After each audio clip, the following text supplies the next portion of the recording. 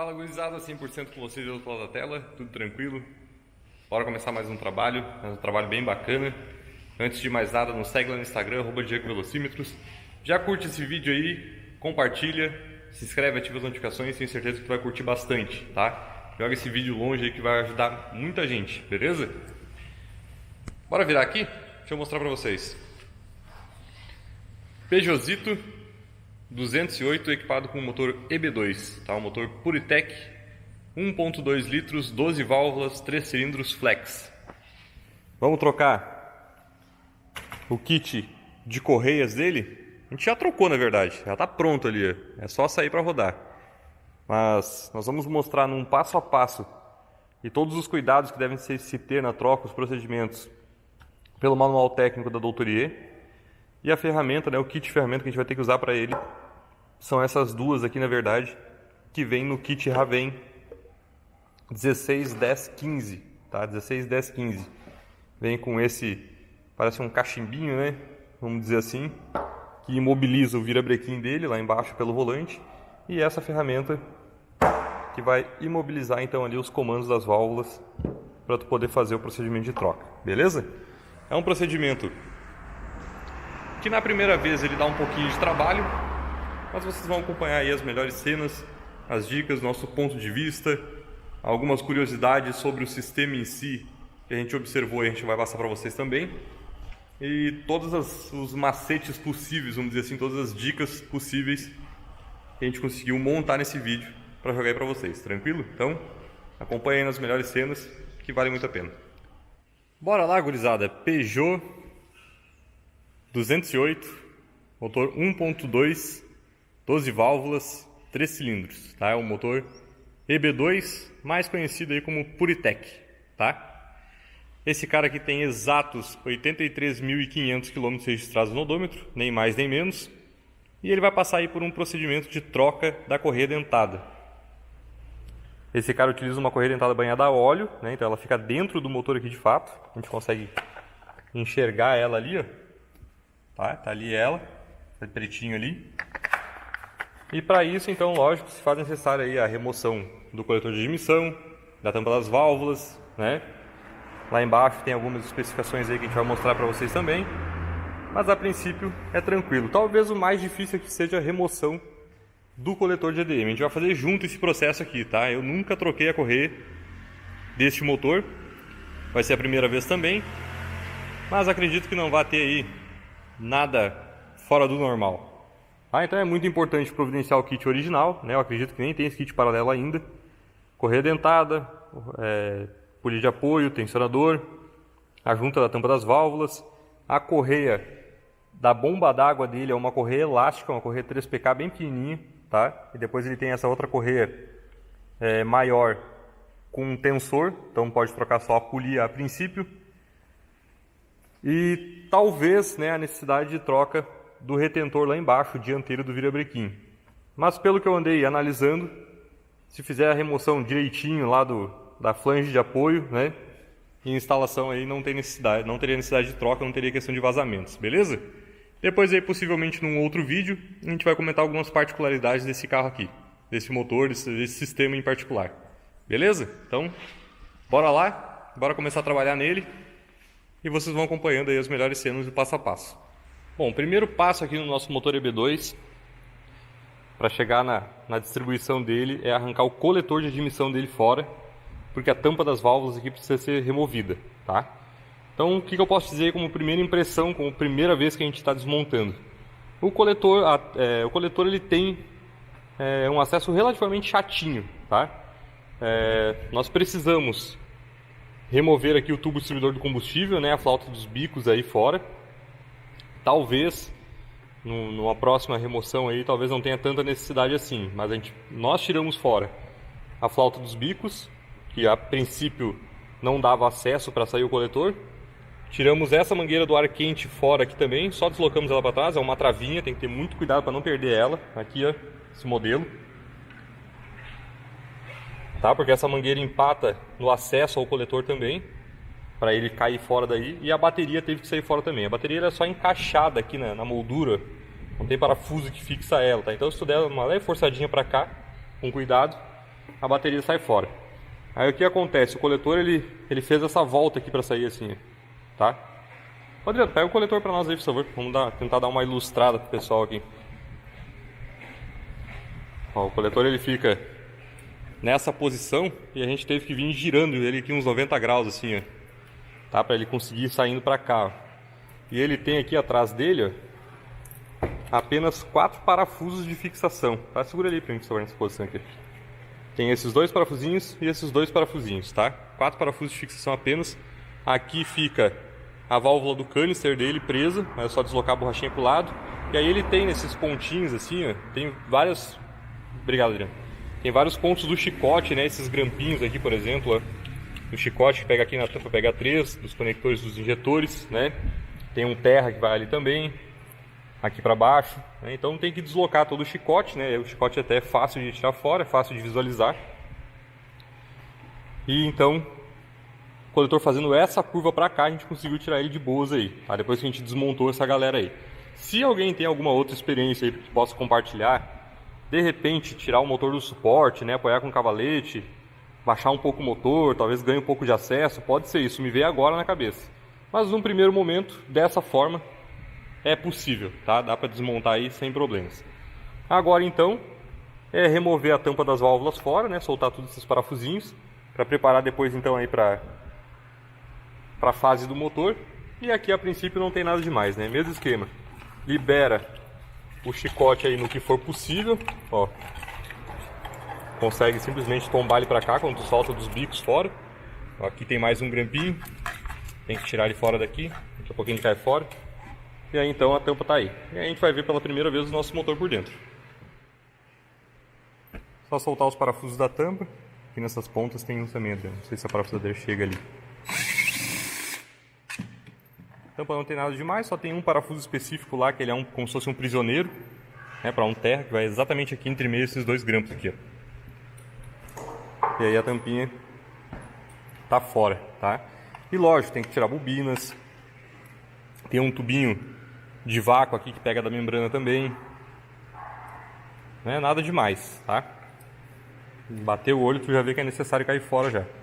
Por enquanto, a maior dificuldade mesmo aqui,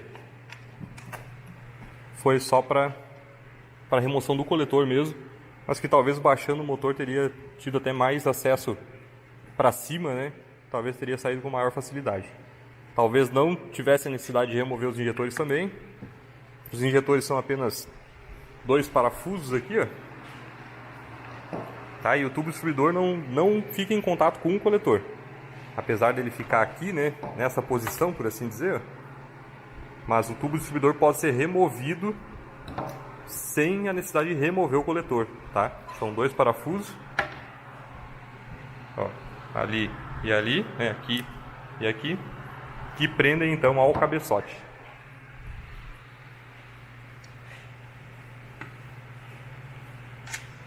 E cuidado aí com os parafusinhos da tampa, não perder, né? Porque ele sai da tampa, tá? Ele não fica preso na tampa.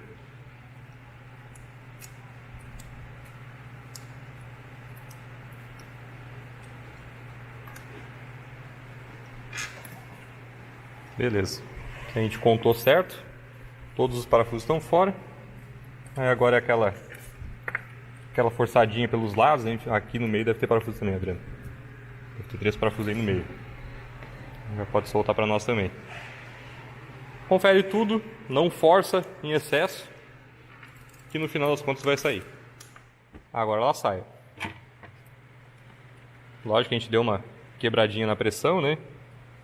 Mas tá aí. Pode largar ele na outra bancada, se for. Tá aqui nosso motor então pela primeira vez. Absurdamente limpo, né? Não tem nem verniz nesse motor aqui. Ele tem aquele efeito do alumínio que parece que foi moldado num isopor, né? Parece um isoporzinho. Se pegar um isopor e pintar ele de alumínio vai ficar igual, né? Enfim. Aqui nós temos as 2 válvulas solenoides. Desculpem. Aqui nós temos as 2 válvulas solenoides. Aqui nós temos os 2 variadores de fase, tá? A corredentada propriamente dita. A corredentada é banhada a óleo, né? Se a gente apertar ali vai ficar oleoso, né? Ela encharca de óleo. E os devidos comandos, né? Comando de escapamento, comando de admissão. Então agora a gente pode subir ele, tirar a roda aqui desse lado, preparar para soltar correias externas, né? Preparar o ponto do motor, as ferramentas, e a gente vai mostrando aí. Bom, nosso motor aqui ele já está no ponto exato, né? Nós já fizemos os testes, mas eu vou tentar ilustrar de uma maneira bastante simples para vocês. A gente está com o material técnico aqui da Doutorier, né? Seguindo aqui o passo a passo direitinho. E a partir do momento que tu libera aqui a tampa das válvulas, né? Que tu tá literalmente na cara do gol para chegar na correia, tá? Nesse ponto aqui. O manual pede aqui, ó, para que tu dê 2 voltas no motor aqui, girando ele com a chave, né? Sem as velas, lógico, para não haver compressão. A título dos variadores de fase aqui, eles travarem.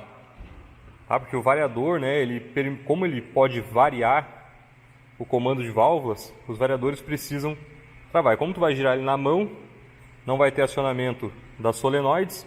O variador ele vai girar todo o sentido horário, por assim dizer, né, até travar o comando de válvulas e tudo girar sempre puxando, né, sem existir variação no caso. Então tu gira o motor 2, 3 voltas, 4 voltas ali, quantas vezes quiser.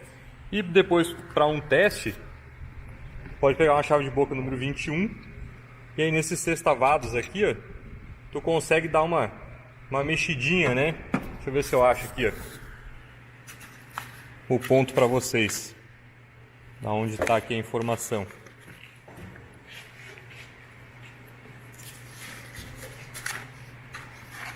Ó. Antes de instalar a ferramenta de sincronismo dos comandos das válvulas, é necessário travar os variadores de fase. Para travar os variadores, siga os seguintes passos, tá? Então, antes da gente utilizar essa ferramenta aqui, né, que vai aqui, ó, depois eu ajusto ela para vocês, antes da gente posicionar de fato, precisa travar os variadores, tá? Gire o virabrequim manualmente 2 voltas completas no sentido horário. Quando as aletas internas dos variadores encostarem no batente, sei lá, dentro do variador, tá? Os variadores de fase deverão travar automaticamente. Eles estarão travados quando os eixos de comando de válvula começarem a girar no mesmo tempo que as engrenagens dos comandos.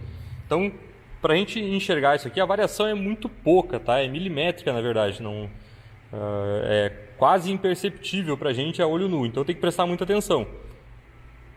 Tu girou o motor uma vez, 2 vezes, e tu está enxergando de fato que logo no começo o motor girou, né? Girou as polias aqui, no caso, variáveis, e o comando ainda não girou, isso é questão de milímetros, tá? Começou a girar o motor, vai devagarinho, vai bem na lenta para tu enxergar.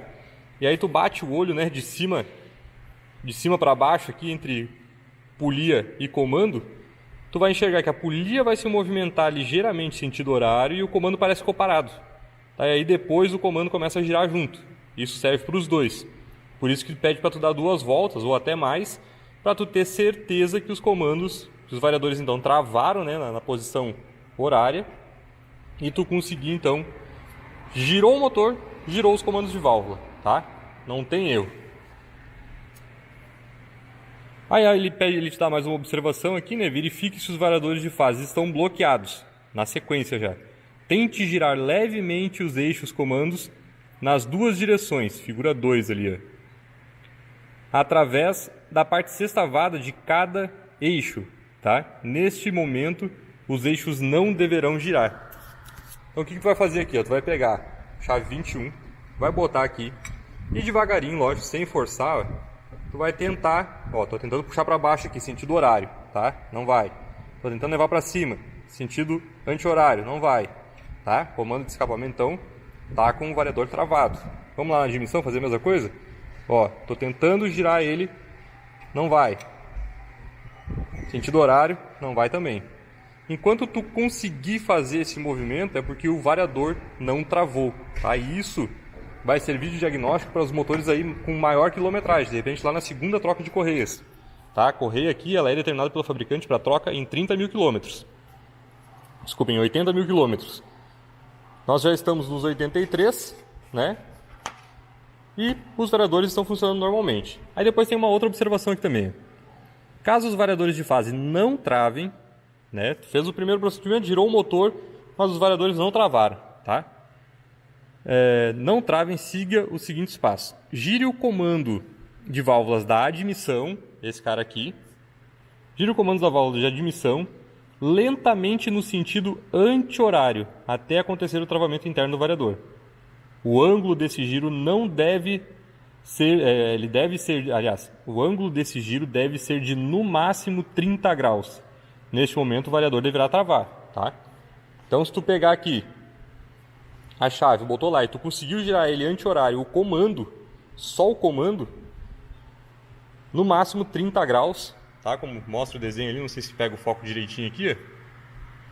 E aí então tu vai conseguir travar.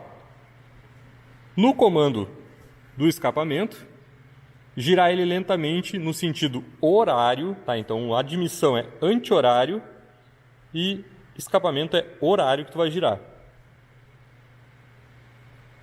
Né? Até que seja feito o travamento interno, o ângulo desse giro deve ser de no máximo 25 graus. Neste momento o variador deverá travar.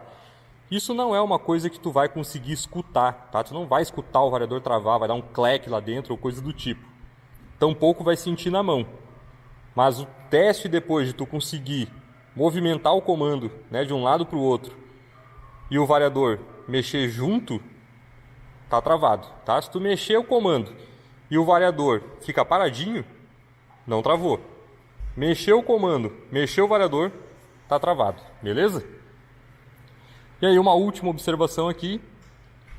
Caso as duas tentativas de travamento dos variadores de fase não sejam bem sucedidas, o fabricante recomenda a substituição dos componentes. Então, beleza? Isso vai servir como diagnóstico lá para a segunda troca de correias, possivelmente, tá? Não travou de maneira nenhuma, né, para variador e comando girar junto ao mesmo tempo, tem coisa errada.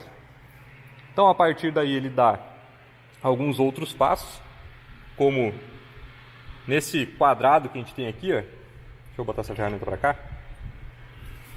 Aqui nós temos 3 faces, ó, que formam um quadrado, tá? E a face que está voltada para baixo, ela é arredondada, como se fosse uma meia-lua. Essa é a fase dos comandos, tá? Para o travamento. O quadrado para cima, nos dois, e a parte arredondada voltada para baixo. Nesse ponto, lá embaixo, entre a parte de trás do motor e a capa seca aqui, o volante, vai uma ferramenta, que a gente vai subir, eu vou mostrar para vocês lá.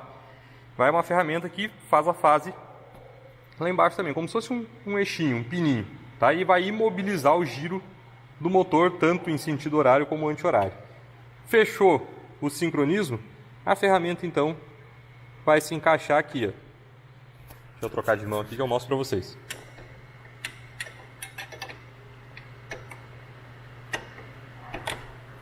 Ó, ela entra bem justinha.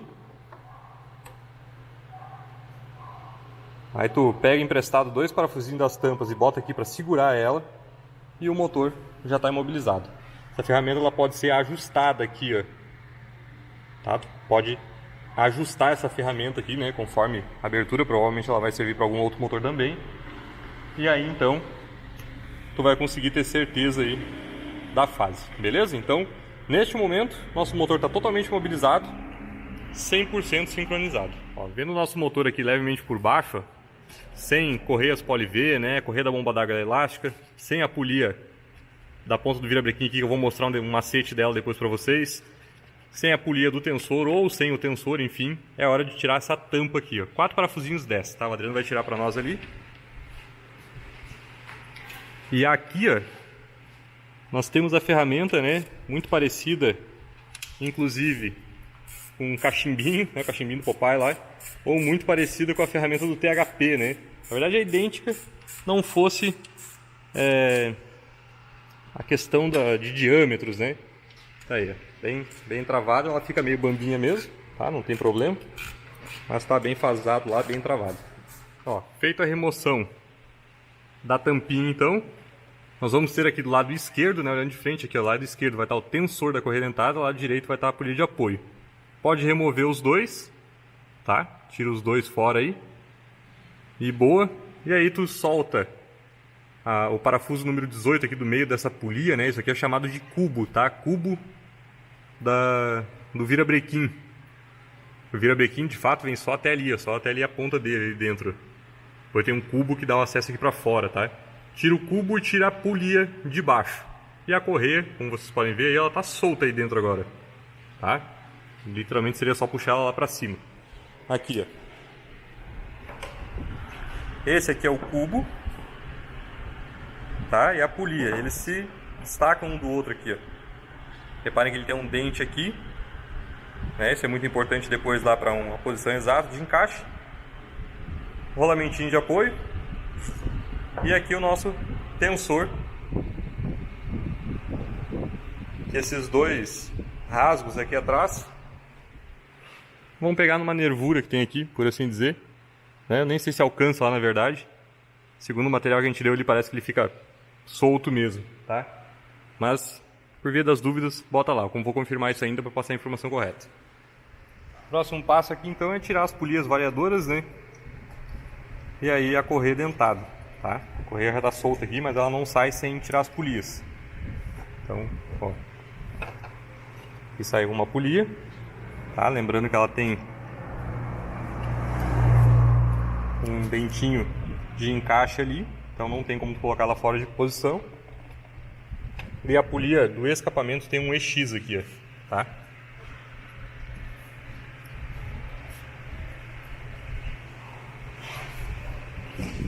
Esse motor EB2 ele não abre essa tampa aqui, ó.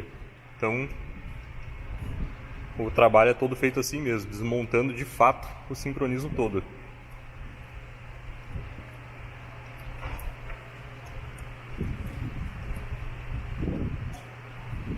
Beleza. Tá aqui a polia da admissão. E cá está. Tá trancando em alguma coisinha ali embaixo aí. Cá está a nossa correia. Vou deixar ela pingar um pouquinho aqui o óleo.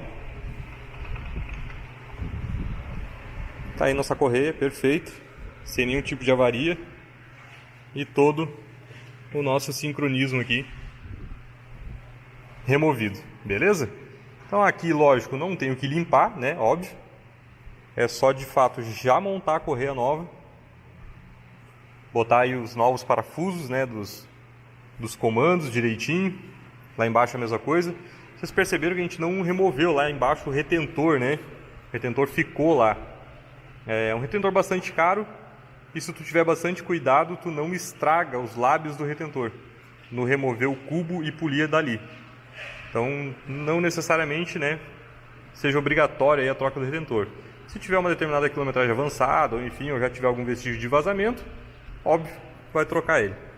Deixa eu apresentar as peças para vocês aqui então, peças genuínas, tá? Correia dentada 16088-875-80, made in France. Parafusos das polias ali dos variadores, tá? Um pacotinho com dois aqui, ó. 16-087-066-80. Parafuso do virabrequim lá embaixo, do cubo, tá? Esse aqui, made in France também. Aqui italiano, ó. 98-176-651-80. Rolamentinho de apoio aqui, né? Um roletezinho de apoio. Italiano também, 16-088-786-80. Italiano também, nosso tensor. 16-230-681-80. Francês aqui, ó, o kit da junta da tampa das válvulas, tá? 96-778-553-80. E a correiazinha da bomba d'água também italiana, que é uma correia elástica. Essa aqui a gente não achou no paralelo, né? Mesmo ela sendo uma Daico. Vou mostrar aqui pra vocês. Ó, mesmo ela sendo uma Daico, depois eu mostro lá com atenção. A gente não achou ela numa Daico de reposição, tá? Então 96758-74180, beleza? Essas são as peças que a gente vai trabalhar.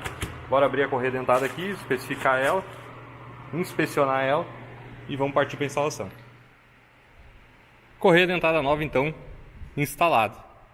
As polias no lugar, né? Tensor, apoio, o cubo lá embaixo com a polia do VB direitinho, tudo 100%.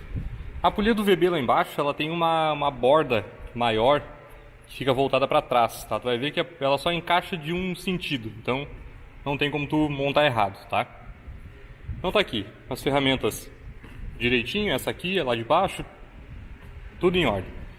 Como que funciona essa questão? Tu vai colocar a correia, né, sem as polias, tu vai passar a correia lá para baixo, passa lá bem para baixo, lá direitinho, sem problemas. Pode inclusive já colocar as polias aqui, não tem problema nenhum. Lembrando que cada polia obedece seu devido local, né, escapamento e admissão. E como a polia tem um guia atrás dela, não tem como tu colocar ela em outra posição, então tu vai perceber que a polia vai ficar torta e vai dar problema, né? Então coloca as polias e aperta os parafusos aqui com um torque de 20 newtons, tá? 20 newtons, 2 quilinhos apenas cada parafuso. Tu pode segurar o comando pelo sextavado ali, né, com a chave 21. Aperta aqui, 20 newtons em cada um, tá feito, tá? Aqui embaixo tu vai colocar essa polia dentada aqui com o cubo, então, e tu vai perceber que aquele dente que tem no cubo, que pega lá atrás na polia da bomba de óleo, por assim dizer, lá atrás, né? Tu consegue girar o cubo aqui, ó, alguns graus, horário e anti-horário, horário e anti-horário. É mais ou menos como aquela folguinha, como é que a gente pode ilustrar? Como se fosse do motor EW10A, tem aquela folga na chaveta embaixo, né? O princípio é mais ou menos aquele ali. Não existe um alinhamento aqui como no EW10A, mas existe uma folga. O que tu vai fazer? Tu vai jogar esse cubo aqui totalmente anti-horário. Vai montar o tensor lá em cima. Bora pegar a lanterna. Vai montar o tensor lá em cima. O tensor, a polia, o tensor realmente ele não pega em nada atrás dele, tá? Ele não tem uma posição fixa, vamos dizer assim, para depois tu simplesmente tensionar. Então tu bota a polia do apoio lá, torque de 20 newtons, bota o tensor, tá? Esse parafuso aqui, parafuso do cubo ali, ó, do virabrequim, tu vai só levemente encostar ele. Encostou ele, volta 2 graus anti-horário, só para o cubo ficar livre, vamos dizer assim. Quando tu montar o tensor lá, então, tu vai tensionar ele pelo sextavado, sentido anti-horário, até as marcas coincidirem. Depois eu mostro o tensor velho ali na bancada, até as marcas coincidirem. Coincidiu as marcas, tu vai apertar o tensor com torque de 40 newtons, tá? E aí então, com esse parafuso aqui, tu vai só levemente encostar ele de novo, não vai dar torque nenhum nele. Vai tirar as ferramentas de fasagem, né? Vai tirar o cachimbinho lá embaixo. E vai tirar essa daqui, ó. E tu vai então girar o teu motor sem apertar aquele parafuso lá. Tu vai girar ele no sentido horário, né, o sentido de giro natural do motor. 1, 2, 3, 10 vezes, quantas vezes tu achar melhor. Nisso tu já aproveita e confere o tensionador. O nosso ficou certinho de primeira.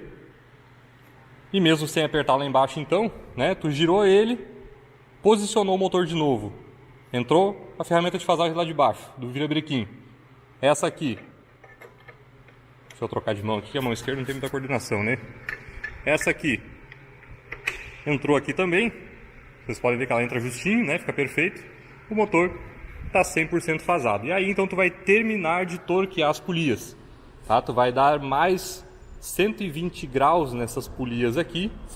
E lá embaixo tu vai aplicar o torque de 50 newtons, deixa eu conferir aqui para vocês, 50 newtons mais 180 graus lá embaixo, na polia do cubo então do virabrequim, beleza? Esse é o procedimento, segue essa dica aí que vai ficar perfeito. Inclusive, a dica do cubo não está no manual, tá? Eu vou até passar isso para a doutoria lá, eu vou reler o manual de novo depois, porque eu não achei essa informação, mas a dica da pequena folga do cubo, de jogar ele todo anti-horário, para quando tu tensionar ele lá, ele fazer a correção da correia, é sensacional e ficou perfeito, beleza?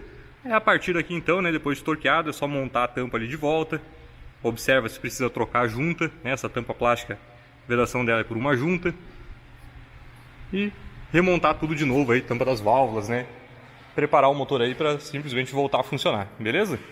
A partir daqui é isso, bora torquear ele e remontar tudo. depois eu passo o torque das tampas e dos coletores. Muito bem, aqui embaixo então a tampa já está fechada, torque de 10 newtons dos parafusos, né? Perfeito. A correia da bomba d'água, né? A bomba d'água dele está aqui, por isso ela não foi substituída porque a gente não viu o defeito nela, a princípio, né? Na mão. Também não está fazendo nenhum tipo de ruído anormal. E como ela fica fora da correia dentada, amanhã depois se precisar trocar ela é bastante simples, tá? Então a gente não ofereceu a troca da bomba d'água para o dono do carro, que não teria necessidade. Uma dica, para colocar a correia da bomba d'água aqui, instala ela na polia, nessa polia aqui, e instala a polia no local já com a correiazinha. Depois tu passa ela lá, tá? Na mão mesmo segurando e alguém girando o virabrequim, tu consegue ir empurrando ela e ela, por ser elástica, né, ela entra. Segunda dica, essa polia aqui ela tem um contrapeso aqui, ó, tá? Essa meia lua aqui, ó, um terço de meia lua, tem um contrapeso. A gente tem 3 furos com roscas no cubo lá atrás e um furo sem nenhuma rosca, como se fosse um guia, e um rasgo aqui na polia, um rasguinho ali na polia. Esse rasguinho coincide com esse furo sem rosca, para o contrapeso ficar na posição exata aqui em relação ao virabrequim e ele ajudar, né? Isso aqui ajuda a tirar vibração, tá? Como se fosse um compensador harmônico, vamos dizer assim. Ele ajuda a tirar vibração, tá? Então ele também tem um local específico para colocar, visto que tu pode colocar a polia em qualquer ponto aí, né, no cubo, tá bom? Então, aqui dá tudo certo, a gente pode descer ele agora então, para montar a tampa das válvulas lá em cima. Aqui então, neste momento, é limpar a face direitinho para montar a tampa de volta, né? Detalhe, esse cara aqui, ó, ele não tem nenhum ponto que precise de silicone, tá? Junto à junta da tampa, então dá para ficar de fora aí sem problemas, beleza? Eu quero mostrar para vocês aqui um outro detalhe também, ó. Deixa eu ver se eu encontro aqui rapidinho no material técnico. Soltou as folhas aqui, mas não tem problema.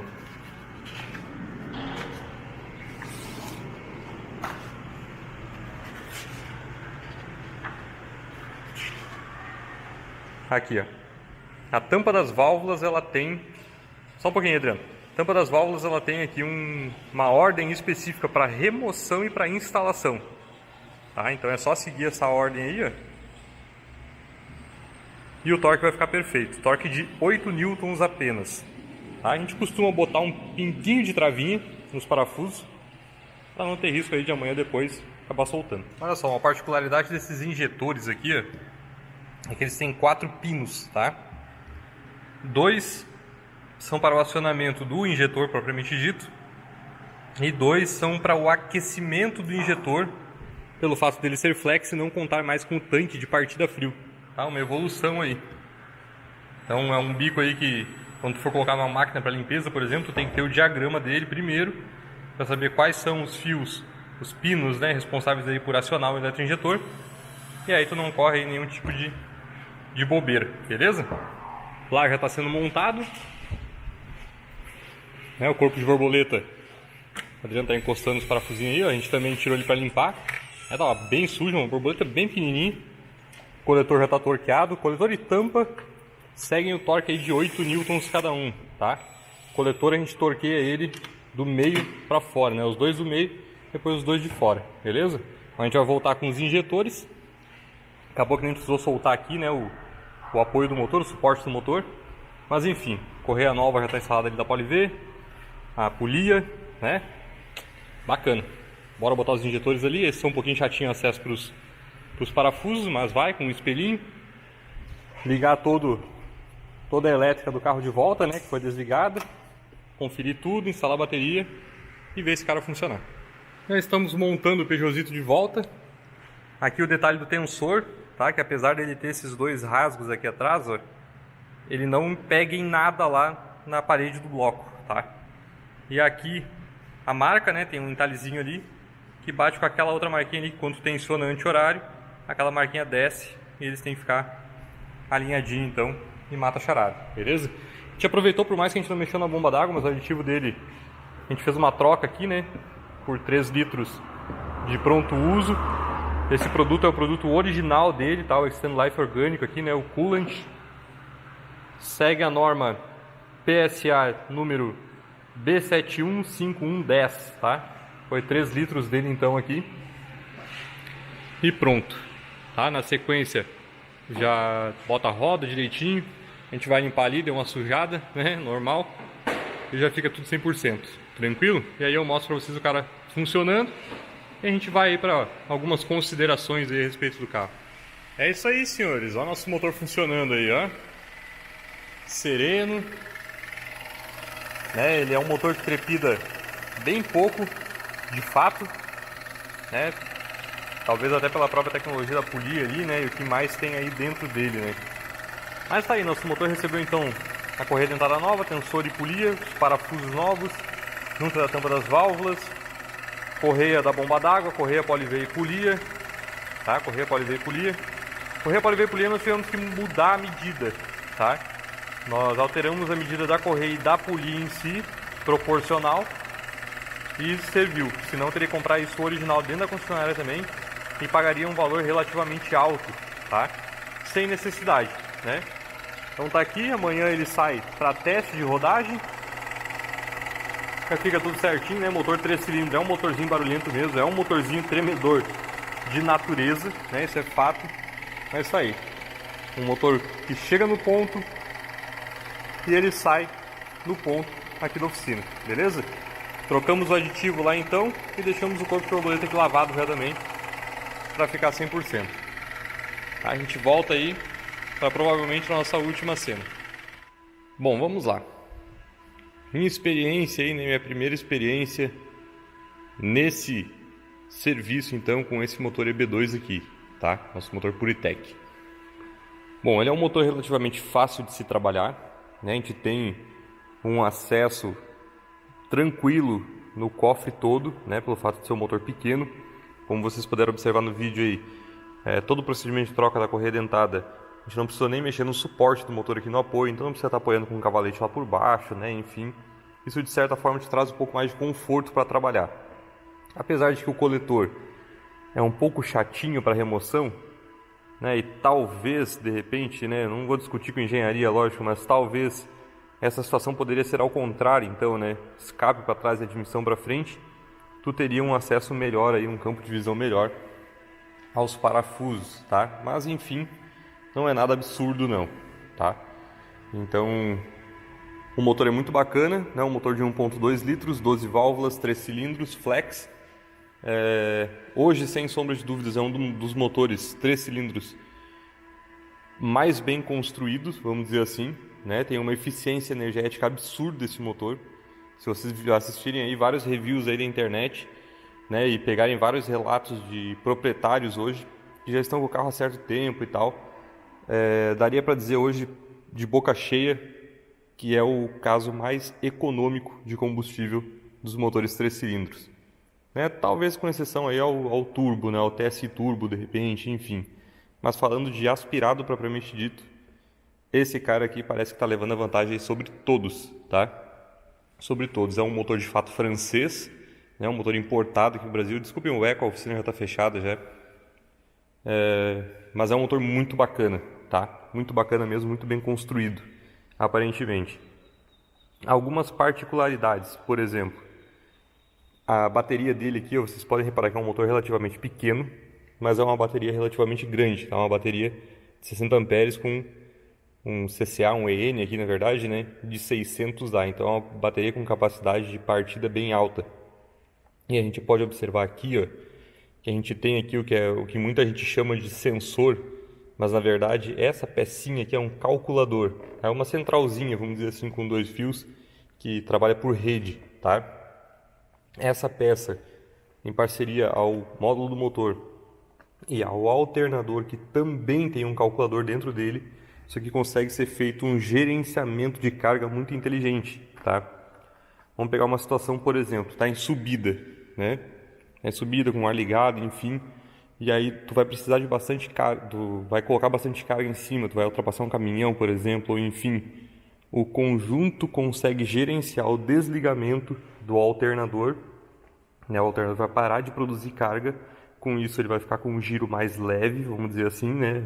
De forma bastante simples, né? Ele vai ficar com um giro mais leve, assim como o próprio compressor do ar-condicionado lá, e o motor então tem toda a potência só para largar para as rodas, vamos dizer assim, para transmissão, para os eixos e para as rodas no final das contas. Então isso é muito bacana. Onde ele vai produzir mais energia? Quando estiver em descida usando um freio motor, por exemplo, o alternador vai estar no pico máximo de carga dele do gerenciamento, né? Quando estiver numa rodagem normal, num plano, né? Enfim, o alternador está num processo de média produção de carga, entre aspas, tá? Seria basicamente isso, então isso é muito interessante. Voltando à bateria propriamente dita, a bateria tem essa capacidade grande porque os injetores receberam as velas de aquecimento agora dentro deles, né? Os injetores aquecem para a partida frio, principalmente aqui para a região sul do país, né? Que é mais frio no inverno, até São Paulo ali, pega um friozinho. Então, esse sistema já evoluiu tanto que ele não tem mais o tanquinho, ele não tem mais aquelas velas externas, ele tem agora um aquecimento dentro do próprio bico, tá? Dentro do próprio bico. Talvez até para um futuro próximo nem tenha mais um bico aquecido, né? Tem o próprio sensor de AF na linha de combustível lá que trabalha por frequência, por densidade, né? Enfim. Então, muito bacana e lógico, né? Tem vários outros fatores aí que a gente pode falar a respeito. Tem uma coisa bacana no carro em si aqui dentro. A gente pode mostrar aqui para vocês que talvez o pessoal não conheça e fique perdido nisso daí. Vamos dar partida nele aqui, ó.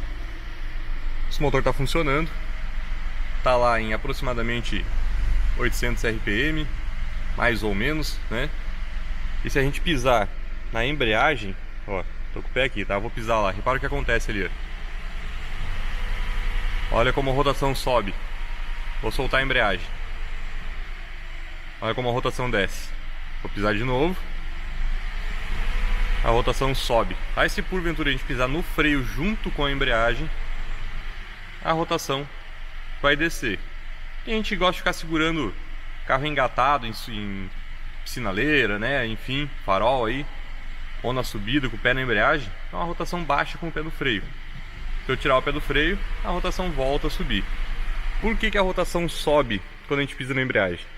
Um motor 3 cilindros é um motor que vibra bastante, né? Independente da tecnologia que tenha, é um motor que vai trepidar bastante. E se tu acelerar ele para sair, né, em carga, principalmente numa subida, por exemplo, vai acelerar ele para tu sair, ele às vezes ele pode sofrer um pouquinho, tá? Vamos dizer assim, de forma bem transparente. Se tu pisa na embreagem, engrena a marcha para começar a sair, o próprio sistema já te dá essa moralzinha extra, já te dá essa ajuda na aceleração. E aí, por consequência, o sistema em si sofre um pouquinho menos. Tranquilo? Bom, tá aí algumas das particularidades, né, do que eu achei mais relevante, vamos dizer assim, para poder mostrar para vocês. Foi o que eu achei mais relevante a princípio, né? Fora lógico, toda a questão de ser um 3 cilindros, né? De ter uma correia dentada banhada a óleo, a troca do kit, né? Coisas aí que a gente achou bacana, tranquilo. Ele tem outras particularidades também, ele tem um sensor de depressão lá do servo-freio, né? Para ir monitorando a depressão do servo-freio, né? Tem um monte de tecnologia nova aí, bacana, que vai começar com o tempo a quebrar a cabeça de muita gente de novo, né? Evolução, é assim, imagina quando os híbridos e elétricos de fato já tiverem tomado o mercado à vontade, né? Como era a época do carburador, que foi para injeção eletrônica, que foi para injeção eletrônica multiponto, né? Que saiu da monoponto para multiponto, que evoluiu tudo que já evoluiu da multiponto, que entrou na injeção direta, que entrou para os 3 cilindros. Aqui para nós sempre tudo vem um pouco mais devagar, né?